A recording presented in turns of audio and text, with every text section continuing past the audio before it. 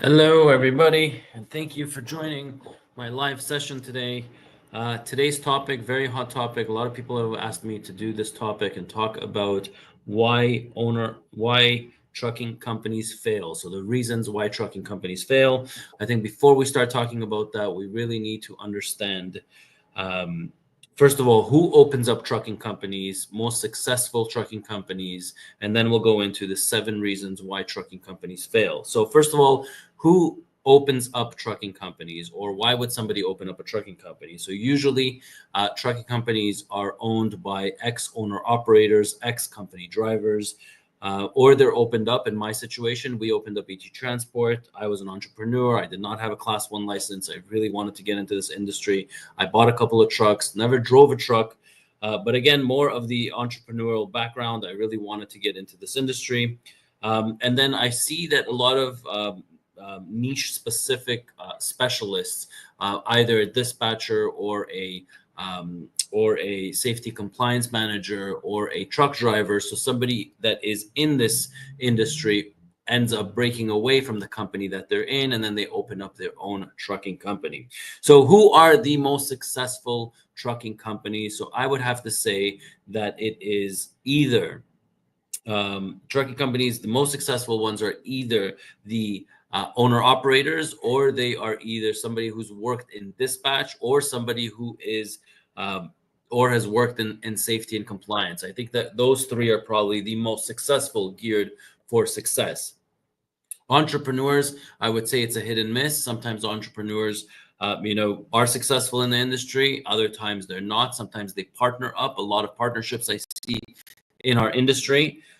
But I truly believe that there are common mistakes that people make, and I wanted to go over them here in this live session. So for those of you that have just joined us, thank you very much for joining us, and welcome to our live session.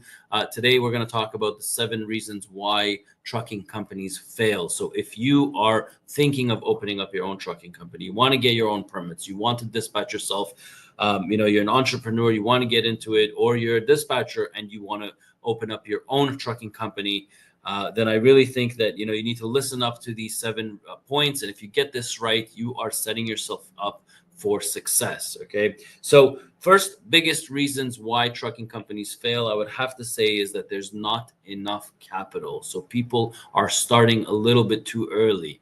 I see this with owner operators that want to dispatch themselves.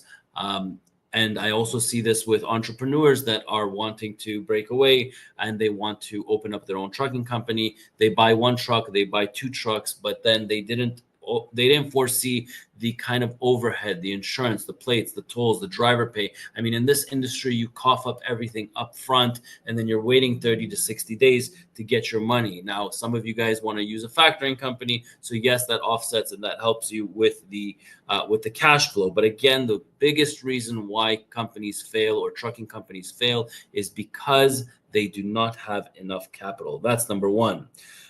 The second biggest reason I see why people fail is because they don't know what they're doing on these load boards. So they are booking non-profitable loads. They haven't mastered load booking. They don't understand, routes, or they're not understanding profitable routes, or they're not understanding, that going to the West Coast, to the East Coast, that probably is, a lot of companies are running at a loss, especially today with those lanes. I mean, if you have teams, maybe it is a little profitable. But if you got a single going from the east to the west, from the west to the east, probably you're not making that much money right now. The second biggest reason, like I said, is because the load boards, they don't know how to book profitable loads, and it's very, very important.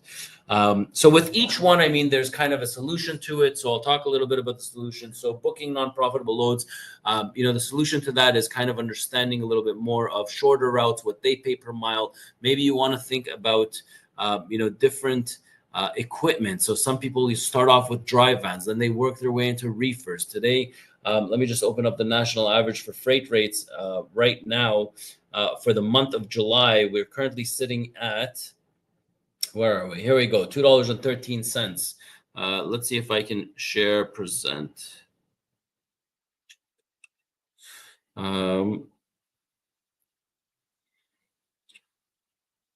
Screen. Just going to share my screen with you guys. So here we are today.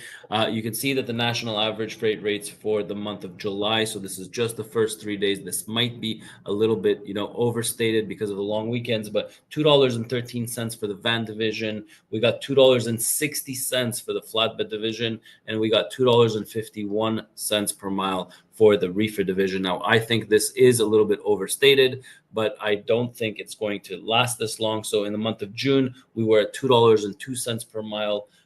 For the van division, flatbed division, $2.57 per mile, and the reefer division, $2.37 per mile. So I think that by far the most stable division over the last over the last probably 6 months has been the flatbed division. Really, it only fluctuates by probably 3-4 cents at a time. Reefer division, it has its ups, it has its downs, but $2.37 per mile is really, really low for the reefer division, and it is unbearable. The van division, what's happening over there? It's just sitting steady.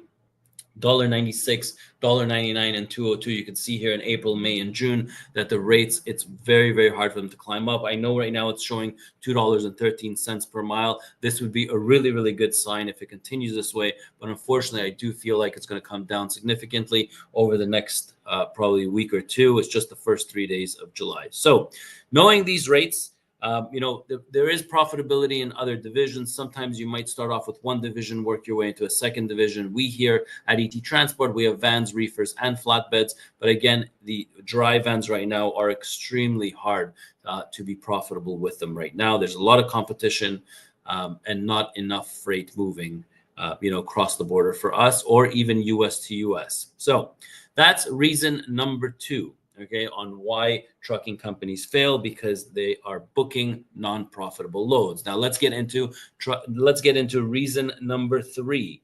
Okay, and this is a huge one, and I talk to and consult a lot of trucking companies. You'd be amazed sometimes with companies with 5 trucks, 10 trucks, 15, 25 power units, and a lot of them do not have this narrowed down, is understanding your cost per mile. And when I kind of understood that so many people do not understand how to zero in on their cost per mile, I was in shock. And that's probably the reason why I ended up coming up with a course called, let me just show you over here. It is right now posted on truckingacademy.us. Let me just present my screen, share screen.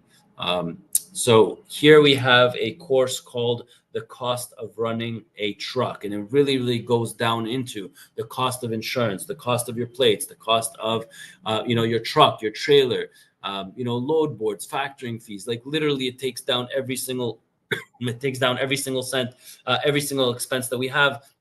And it goes down in detail so you can understand your cost per mile. Now, when the national average, just like we just showed you, is only $2 per mile, that your cost of running a truck with the formulas better be a lot lower than that $2 per mile. Otherwise, just like a lot of people,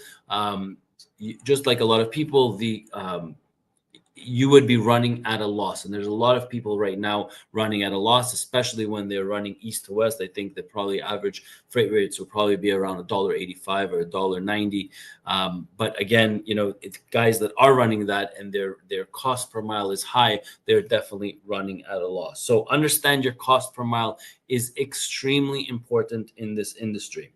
I'll take some questions for anybody that has some questions before I get into the next 4 points on why trucking companies fail. I'm going to start reading some. Biggest problem, tell you now that Indians, people booking loads for cheap and have 4 drivers in one truck. So 4 drivers in one truck, I haven't seen. Definitely the rates have come down. Definitely the rates, it's a lot more competitive right now. It's a dog eat dog out there. People are just, undercutting rates. And you got to keep those wheels moving, or else you're either losing 10-15 cents per mile, or if that truck is not moving, you're still paying for the insurance, you're still paying for those plates, your lease payment, it doesn't stop no matter what happens, your trailer payments, that doesn't stop. Those are ongoing payments. So Ronnie is something, he pays his drivers below market. So we pay here our drivers 65 cents per mile. And we also pay our owner operators, I believe the rate is about $1.65 per mile. Oromo secular USA. I mean, you have to understand that there's a big difference between working on gross pay versus mileage pay. When we pay $1.70 per mile, we pay for the insurance, we pay for the plates, we pay for the tolls, we pay for the trailer, we pay for the reefer fuel. All the on-road expenses are paid for by the company, and the driver makes the $1.70. It would be equivalent to getting paid probably $2.20, $2.30 per mile, and the owner-operator paying. Next. Hey, Ronan, do you need a 3-year experienced driver? So I'm not going to talk too much about drivers right now, or, about, recruiting right now. I don't think that's the point of this live. The point of this live is for those that are thinking of opening up one day their trucking company and understanding why trucking companies fail. So you could be a little bit more, you could be ready for it, and you could try to avoid these mistakes to give yourself the most amount of success. Now, again, we're not talking about a trucking company. It could be also, husband and wife team, or it could be also, a husband and wife where the driver's driving and the wife is dispatching him, or entrepreneurs that want to open up their own fleet. How much love from Kenya. Thank you so much. Do y'all know how tankers are right now? So unfortunately I don't know anything about tankers. It's not my niche, not my field. I just do vans, reefers, and flatbeds. What would be the best way to get dedicated lanes nowadays for a small company, 5 reefers? So the best way would probably be to solicit yourself directly to manufacturing plants. The problem is that every single person is doing that.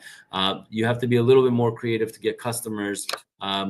Becoming a freight broker definitely is one of them. I think that any trucking company that has a wing that has their own trucks should have a sect for the freight brokerage, just like we do here at ET Transport. The rate will go back to $3 to $5 a mile. More than 2 million people work visas, TPS, immigration. Okay, so the rate will go back to $3 to $5 a mile. I mean, I can't wait until that happens. I think our industry really needs it. A lot of companies have gone out of business. A lot of companies are having a struggle with cash flows. These are real problems that people are having. What are the hottest markets? Anyone who's getting into the industry, I tell them all, stay in safe markets, especially when you're opening up your new trucking company. The safe market is really the Midwest region, the Illinois, Wisconsin, Ohio, Indiana, Michigan area. I feel like you can't go wrong when you're servicing those 4 states. And you should be, even as a new entrant into the marketplace, you should be able to find loads. It shouldn't be a problem. Maybe wars in the Middle East cutting the ships, containers to come here to the U.S. Yes, definitely. I mean, the wars are having a significant impact. Owner-operators should get market rate. Okay. Yes, they should get market rates. Big question. Can you use a semi-truck for 2015 all the way to 2025? Is it good or not good? Big question. Can you use a semi-truck from 2015? I mean, 10 years might be a little bit of a stretch. I mean, I see trucks probably lasting 7-8 year mark. I also see a lot of Volvos that are 2012, 13, 14. I know that my father, up until last year, drove his 2009 Volvo, and that thing ran nonstop. So depends on the truck, depends on the make and model. I think that it is possible, especially owner operators that take care of the trucks can definitely, get away with driving the trucks for about 10 years. What are the rates right now? Okay. So let's get into the reason number 4. So the reason number 1 is not enough capital. Reason number 2, booking non-profitable loads. Reason number 3, not understanding the cost per mile. I gave you a solution for that, and that is the cost per mile course. There are other courses that are coming out, like the mastering load booking course is coming out, and there is opening up a trucking company step-by-step guide that is coming out. The course that's coming out. But reason number 4 is the financing is done wrong on the trucks. I mean, I would say probably 1/3 of my consultations are saving people thousands of dollars on their financing. They're about to sign a financing agreement. I look over it and it's disastrous. I see, I saved guys from signing 18%, 17%, 16% for financing agreements. And I think that, if you don't know what you're doing, that dealership is going to take advantage of you. That the most profitable room in the dealership is the finance room. They make the most amount of money. They make probably $10,000 markup on a truck by buying and selling, but they can make $30,000-$40,000 just by financing that truck. So it is very, very important. You need to zoom in on it. You also, the kind of truck. So if you're buying today, for example, 2025, if you're buying a 2020 or 2021 Freightliner, you don't want to finance that over 4 or 5 years. I mean, yes, that the broker is going to get a big fat check for his commission, but for you as an owner operator, for you as a fleet owner, the last thing you want to do is finance that truck over 5 years. At most, you want to finance that truck over 24 months. So again, a lot of my consultations are about financing, and especially on a newer truck. I mean, just saving you 1 or 2%, through my connections can save you tens of thousands of dollars over the course of 6 months. Now, if you are interested in booking a consultation with me, you're more than welcome to go to truckingacademy.us. Let me just show it here. So here in the resources, if you go to mentorship, on truckingacademy.us, you can either have a 30-minute consultation with me, or I believe there is a package of 5 consultations with me. So you can book, however you want, as many sessions as you want with me. Okay. So if you just have a quick question, if you need help with financing guidance or whatever it is that you need, you're more than welcome to book a session with me through, truckingacademy.us. And if you are taking our dispatch course, there's currently, probably over the last 6 months, there's been about 450 people that have taken that dispatch course. And if you are taking that dispatch course, you should be going into the mentorship sessions with me. So next thing is, so we talked about the financing the trucks wrong. You can lose tens of thousands of dollars just by financing that truck in the wrong way. So the fifth thing, point number 5, is fuel consumption, okay, and aerodynamic trucks. So fuel consumption is huge. You can have a driver getting paid 65 cents per mile. One driver will cost you 55 cents per mile, and another driver will cost you 65 cents per mile. There's a 10-cent gap difference in fuel. So one driver could be fuel efficient, and the other driver could be, wasting a lot of fuel with just his driving habits. Okay, so fuel consumption is huge. Fuel consumption is the second largest expense that we fleet owners have. I've dedicated, I would say, probably most of my career to getting this fuel consumption under control. If I log into my Samsara, or if I log into my analytics, you'll see that I have a lot of trucks that are at 9 miles per gallon. And a lot of people don't believe. So why don't I do this right now on the live and share with you guys some of my fuel consumption? Because a lot of you guys want this. I mean, you can save a ton of money by having fuel efficient trucks. And how are you going to have fuel efficient trucks? By definitely having, aerodynamic trucks and getting it the right spec and getting it the right, the right horsepower. But let me just open it up here, because a lot of people don't believe, when I say that I have trucks that are running, 9 miles per gallon or 9.5, but don't believe me. Let me just share my screen. I'll present it, share screen. And here is my fuel consumption. Okay, so here we have power unit 731 is running at 9.7 miles.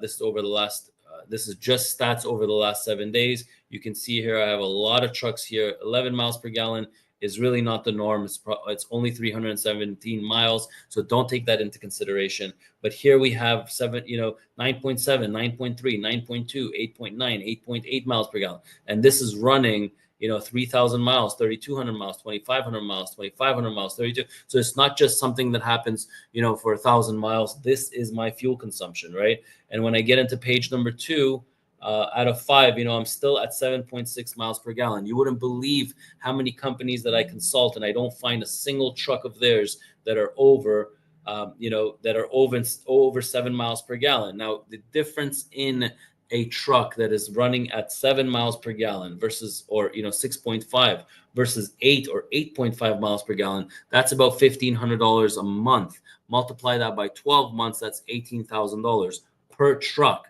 Now, if you have that truck, if you have 10 trucks, that's $180,000 a year. That basically means every single year you can buy another truck cash if you were to have zeroed in on your fuel consumption and have over 8 and 8.5 miles per gallon, which is possible. I just showed you that it's possible. I just showed you some of the power units in my fleet. I even went to page 3 where you saw everything over 7 miles per gallon. Okay, so it is possible. Aerodynamic trucks, fuel consumption does work. You will have a competitive advantage over other trucking companies. Now, how? If you need help, or if you want me to teach you how to do this or spec your trucks out properly, again, just head over to truckingacademy.us. You're more than welcome to book a consultation with me. Any questions on the fuel consumption? I don't believe that neither 9 miles. So Chicago 23 and Oromo Secular 90, whatever this is, USA, 9 miles per gallon. You just wrote in the comments that you do not believe. Well, I just showed you live my analytics. So are you a believer now? How old are those trucks? They're probably between 1 to 4 years old. Year number 5 is usually when we get rid of them. So for Chicago 23, I don't believe that neither 9 miles per gallon. Well, you just saw it. No, they're not new trucks. What's the torque and horsepower? I don't know. I have to get a hold of our safety department. Yes, on fuel consumption. So, so that's reason number 5 why trucking companies go under is because when you have 10 or 15 trucks, and if your fuel consumption is 6.2, 6.5, you are less competitive than somebody who has fuel consumption at 8, 8.5, and 9 miles per gallon. This is really important stuff. The second you start growing your fleet, if you do not zero in on this, then you are going to lose tens of thousands of dollars, where other companies are going to probably spend less money on fuel and can scale better. So fuel consumption is very important. And also, guys, even more important, I would say, or just as important, would be the APU units. So diesel APU units, battery pack APU units are very, very important, especially when it comes to idling. So idling is a huge, a money grab that, it costs 1 gallon per hour to idle that truck 10 hours a day. Most of our drivers are probably 26, 25, 26, or 26 days out of the month they are in their trucks. So remember, guys, we here use Carrier APU units. That's our go-to brand. We love the brand. Definitely has our idling down to a minimal. Let me just show you one more thing when it comes to the idling time. I'll share my screen one more time so you guys can see. I'll zoom in on it, but you can see over here on the right-hand side how much these trucks idle. So 30 minutes is what he, engine time 64 hours, 31 minutes is what he idles. So 1.8%, 3%, 3.1%. I remember I consulted a company literally last week. They had 25 power units. I open up their analytics and I see their lowest idling truck is about 25%, and their highest was about 52.5%, which is insane. It's crazy. To spend that much money on fuel. It's literally you're taking money, cash, and throwing it out the chimney. So you really want to zero in on this. You really want to bring this idling time to an extreme low. So you can see here, 60 hours is about a 6-day shift. Okay, for somebody in 6 days to only idle their truck 2 hours and 6 minutes. Okay, for some people this is extremely impressive, right? But again, this is the norm in our fleet, meaning that if you are going to idle your truck for more than, I would say probably here it's more than 10%, you are red flagged.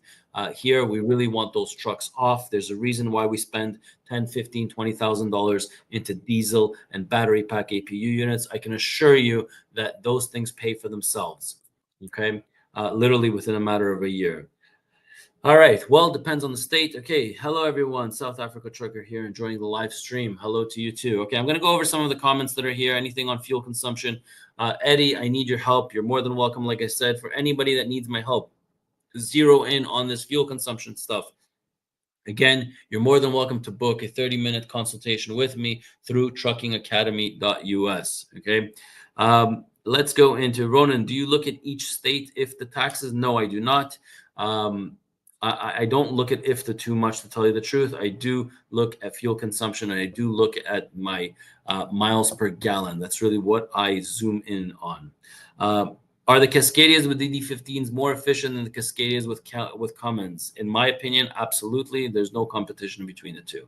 26 days in the truck, are those people normal? They need to be examined by medical experts. No, there's a lot of truck drivers that, are doing 6 days on the road, 36-hour reset, and then so it's usually a day and a half for every week. A day and a half times 4, you're probably looking at 6 days at home. So it's 24 days out of the month that they are working, and then 6 days they are home. So there's a lot of drivers that are, working with 36-hour resets at home. How do you get that info? Makey Oro, which info are you talking about? You're talking about my fuel consumption info, usually through, the provider of your ELDs should be giving you all that info. All right, no more comments. So let's get into. Let's just recap it. Number 1, not enough capital. Again, number 2, booking non-profitable loads. I'd be more than happy to help anybody out there that is looking to, get their load booking skills a little bit better and to be able to find profitable loads. Not understanding the cost per mile. That was number 3. I gave you a solution to that. It's a detailed course on what I teach on the cost of running a mile to zero in on those expenses. Number 4, financing trucks the wrong way. There's a solution to that. You're more than welcome to book a session with me. I'd be more than happy to connect you to my finance guys. Probably going to save you, I think the consultation with me is $135 for 30 minutes. I could probably save you at least maybe $3,000 or $4,000 with that one consultation, just introducing you to the right people. Number 5, fuel consumption, aerodynamic trucks, and AP. Number 6, APU units. We talked about that. We went to fuel consumption. The importance of fuel consumption really can help out any owner operator, any company driver, anyone that's opening up their trucking company. That's the reason why trucking companies fail, or one of the reasons that trucking company fail. Let's get into number 6. Getting into the industry. So I don't like to see guys that are getting into the industry that don't have experience in dispatching, don't have experience in freight brokering. They don't have experience with safety and compliance. They haven't been a driver before. My quick story, I started out within a company. I bought 2 trucks, went into the company. My father paid some money for me to be able to sit in their dispatch room. I sat in the dispatch room, and then about 6 months later, I ended up opening up ET Transport. That was how I got into it. I learned the ins and outs of the industry just by sitting in a dispatch room. They taught me how to recruit drivers. They taught me, what else did they teach me? They taught me how to book loads. Today, guys, back then, probably 20 years ago, the information was not so readily available like it is today. Today, you have, YouTube on your fingertips. You have all these websites. You have all these mentors out there. You have all these people who have done it. What do I know? So who am I and what in the world do I know about trucking? So I opened up a trucking company back in 2006. I think it's been probably 18 years now, going on 19 years. Started off with with a very, very small fleet. Today, we're over 115 power units. So I've scaled, I've grown, I've opened up 1 terminal, a 2nd terminal in Moncton, New Brunswick, and of recent, the 3rd terminal in Atlanta, Georgia. Slow and steady wins the race. And I have seen, the ups and the downs, and definitely, a lot of people are waiting for the industry to move up, for them to come into the industry. But I want you to know that those that are waiting for the industry to come all the way up, to get into the industry, if you're waiting for those rates to be at $250 a mile, those are the guys that get flushed out of the market when the rates drop right back down. So Ronan, you need to smile a little bit when explaining. You look very stressful. that was a good one. I'll keep that in mind. Try to smile a little bit more. But so for those that are getting into the industry when the market is really high, those are the ones that usually get flushed out of the industry once the market drops. If you learn to survive in these market conditions, if you learn to zero in on your fuel consumption, if you learn to finance your trucks the right way, if you learn how to book loads that are profitable loads, it doesn't matter how the economy is going to be up and down. Obviously, when it's up, you'll be more profitable. When it's down, you'll be less profitable. But the most important thing is that you will learn to be profitable. Okay. Now, again, like I said, 450 people. I've taken this dispatch course. It definitely teaches you the introduction to the trucking industry. It teaches you rules and regulations. Where is my share screen? Where's that? Share screen.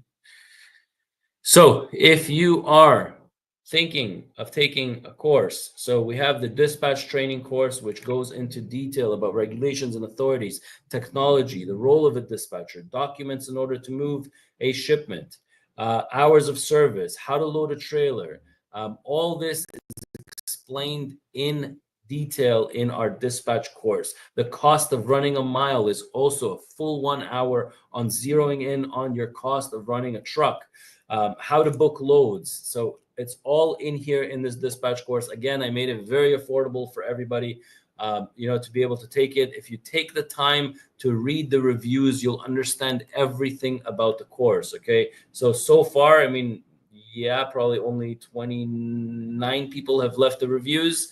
There's the good and there's the bad. You should read it all. So here we have, 5-star reviews, a lot of 5-star reviews, but we also have a 2-star review. I guess this one was not happy with the fact that we didn't have the cross-border stuff, but since then we have added it to our dispatch course. But again, you should take the time to read some of these reviews. I made it affordable for people to be able to take the course. I think it's posted right now at $185 an hour. $185 for the course. And don't forget, when you're taking this course, you do have an option to get the mentorship sessions with me. And what these mentorship sessions, which gets me to the reason number 7, is when I got into the industry, okay, one of the things that I had was a mentor. Okay, it was a trucking company. He had about 35 trucks. Actually, in 2025, he is selling his trucking company. He's here in the GTA. They're selling the trucking company. The guy is probably around 65, maybe 64 years old. Kids do not want to take over, so he's selling his business. And he was my mentor. I started out in his office. I started out. We rented, probably when we first started in 2006, we rented out probably 300 square feet inside his trucking company. It was just one office. We opened up hours there, and slowly, with his help, I would say, definitely very important to have a mentor, because there's a lot of questions that are going to come your way. Okay. So I had him as a mentor, and he definitely helped me out along the way. And I feel like anyone out there that's opening up a trucking company, in order for you to avoid, or to give yourself the most chances for success, you should have a mentor out there. It doesn't matter who it is. Somebody hopefully a little bit seasoned, knows what he's doing. He or she knows what they're doing, have been in the industry. They run a trucking company. Please do not use a mentor that does not have a trucking company. And I see some YouTubers, they're great, they talk well, but unfortunately, when you look at their profile, it's like they don't have a trucking company. So how can they talk about our industry or buying trucks, scaling, when you haven't done it yourself? So that really ticks me. But again, anybody who does have a trucking company, anybody who has scaled, has done this before, you can use them as a mentor moving forward. So I had a mentor, very grateful that I had a mentor. And anybody out there that needs a mentor or wants a mentor, like I said, I mean, I do have the mentorship sessions, whether it's on the dispatch course or the freight brokerage course. The way that it works is every week. At the same time, let me just share my screen, every single week at the same time. So the dispatch mentorship sessions, it is $99 a month, and you have access to me for 1 hour every single week. Okay, so the mentorship sessions, I believe they take place on every Tuesday for the dispatch, and then the freight brokerage is every Wednesday. Also 1 hour every single week. So if you're opening up a brokerage firm, or if you are thinking of opening up your brokerage firm, or whether it's a brokerage firm or a dispatch service, then the mentorship sessions are very, very important. While you're taking the courses. So any other questions that you guys have, please guys put them down below. I think I've gone over the 7 reasons, or most what I see, why trucking companies fail. Okay, let's stop sharing. Let's go over some of the comments. All right. Just booked the load from LA to Ohio with a partial 2,400 miles, $4,850. That's a very, very good load. I'm an ET transport driver and I'm planning on taking the dispatch course. Jacob, I'm glad to hear that you are taking or thinking of taking a dispatch course. My call says valid, but expires. Makes no sense to me. My CDL says valid. Okay, I don't know. Is there any chance ET transport should start own load board? There is a chance, not right now or in the near future. I don't think we're going to start our own load board, but I do feel that we are definitely helping guys out. So once you take a dispatch course and you're thinking of, and you're serious and you have the capital and you want somebody to teach you the ropes, there's a part 2 to the training program. So just like I sat in a trucking company and I had the luxury, my father paid for it. It was expensive, but he paid to that trucking company for me to sit inside their dispatch room and to learn everything. I have come up with a program for those that are interested, for me to help them from start to finish, to buy their first trucks, to put them at ET Transport, to be able to dispatch them. I would teach you the dispatching, teach you how to onboard drivers. I teach you how to pretty much everything from start to finish, the basics in accounting. It's a 6-month program, and then basically it would get you ready to go on your own and to have your own trucking company. So yes, I do that. If you want more information, you're more than welcome to reach out to me. Let's see. My CDL says valid. Okay, great. Let's go over some. There's a few platforms that I'm on live. Let's see. Ronan, the czar of trucking. Ooh. Thank you. But I'm not buying no course. Okay, you're the best, brother. Invite Joseph something to the live. Let's see if there's any. Can work from home, one dispatcher. What are your thoughts on hotshot loads? Okay, I'm here in Chicago. Can't find any loads. Is there a... Okay. Questions over here. Let's see what else. Yeah, sell your tractor and start a plumbing, electrical welding. That is funny. Ronan, when you work with shippers directly, can you factor the loads? Absolutely, you can factor the loads, but you can't pick and choose what you want to factor and what you don't want to factor. So if you work with ABC Manufacturing Company and you decide to sell those loads, then you would sell all their loads. You can't just pick and choose which ones you want and which ones you don't. Do you think the current administration cracked down on shady carriers' English language profile? I think that it's great that they want to crack down on it. I don't like the way that they're doing it. I feel like when you are getting your learner's permit, or when you are doing your road test, the ministry road test that provides the license should be measuring whether you speak English or you don't speak English, or if that level is sufficient. And that should determine whether you're getting your class 1 or you're not getting your class 1. I don't like the fact that they're coming up with it after the fact. So somebody could be working, or somebody could be supporting their family, and all of a sudden, they could get shut down on the side of the road. I don't think it's fair to them. I feel like that should have been done, or the driver should not have gotten his class 1 license until his level of English is at a certain place.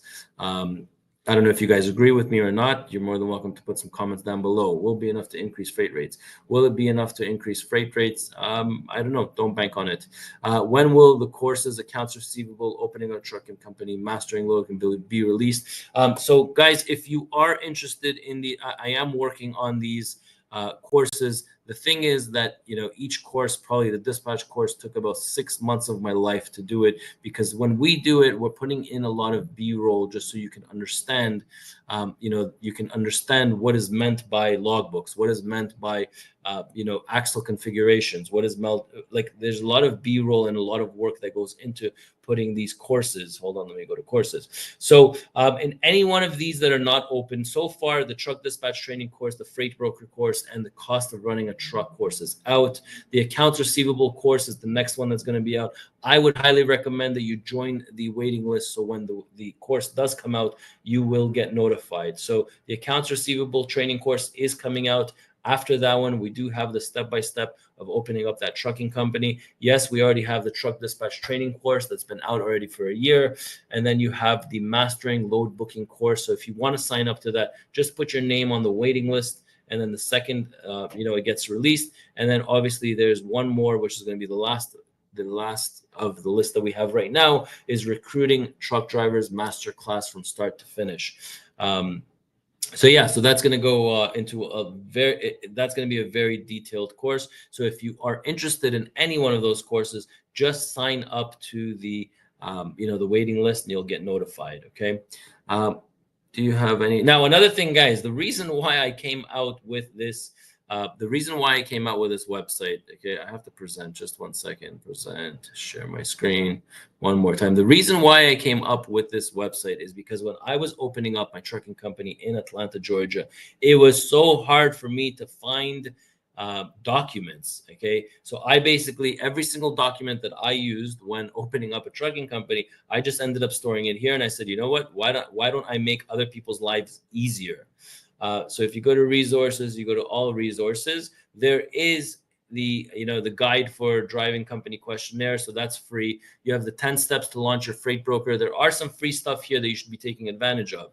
But the reason why I put this website together is because I needed an insurance broker contact list. I really wanted more than one insurance broker to quote on my insurance. So I said, you know what, why don't I just put the list together here, and then I will basically give it to everybody to be able to purchase.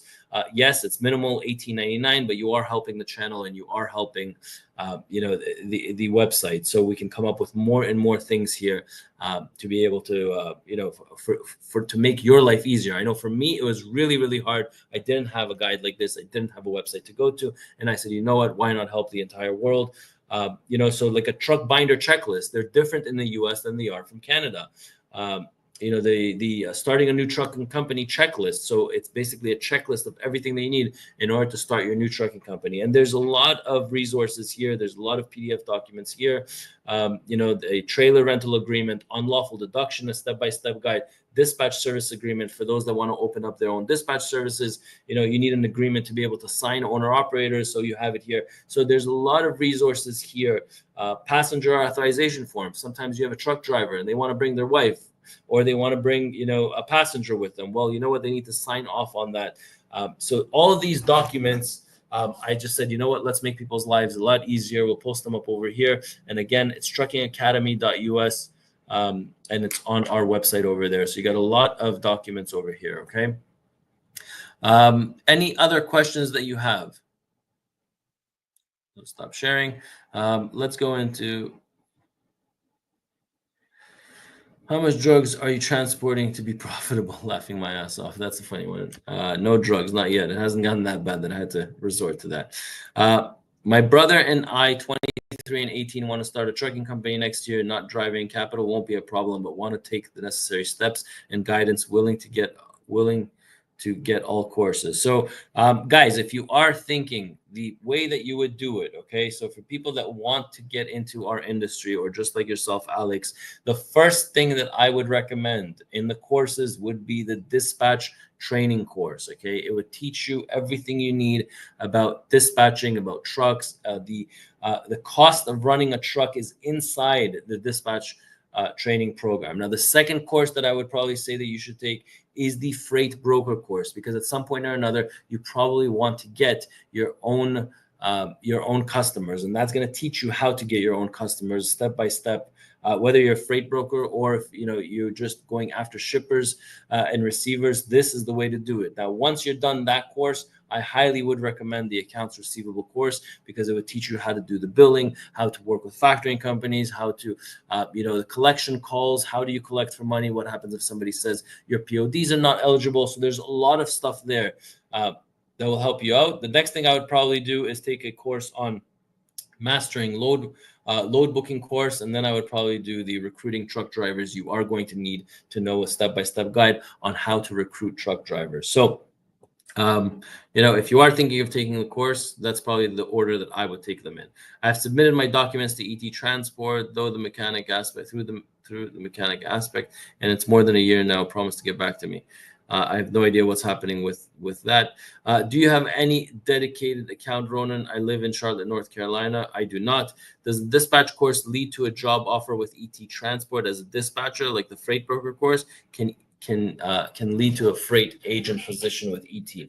Okay, so our freight broker course, All right. The freight broker course does lead to 100%. It leads to a freight agent position here at ET Transport. So if you are, it'll give you the top 10 companies that are hiring freight agents, and then it will also give you our promotion of what we offer freight agents. Okay, so that is the freight broker course. The truck dispatch training course does not give you a job guarantee. What it does do is, if you are thinking of purchasing a couple of trucks and setting up your own company, there is a possibility for me to help you to do that here in the Greater Toronto area in Ontario. I am thinking of ways to do it in the US. I haven't gotten there yet, but yes, you can put your trucks, and I will teach you how to buy the trucks and put them in our fleet, dispatch them, recruit your drivers, and then get you ready within 6 months to be able to do your own thing and have your own trucking company. Let's keep going. After failing in 2023 and 24, minus 10%, minus 3%, it has been rising small increments in 2025. Well, I really hope so. Guys, get into trade. Okay, I read this part 2 with truck rollover. Oh, part 2 with the truck rollover. Yes, it should be out in about a month. So there was a truck rollover that we had, and I documented it, and we're piecing that truck back out together. If you're not a subscriber to any one of our channels, you should be, and you can add yourself on on our YouTube or Facebook or any other platform that you see our videos. Next, let's see, what is this? What is that? You need to add full course catalog on something like Udemy.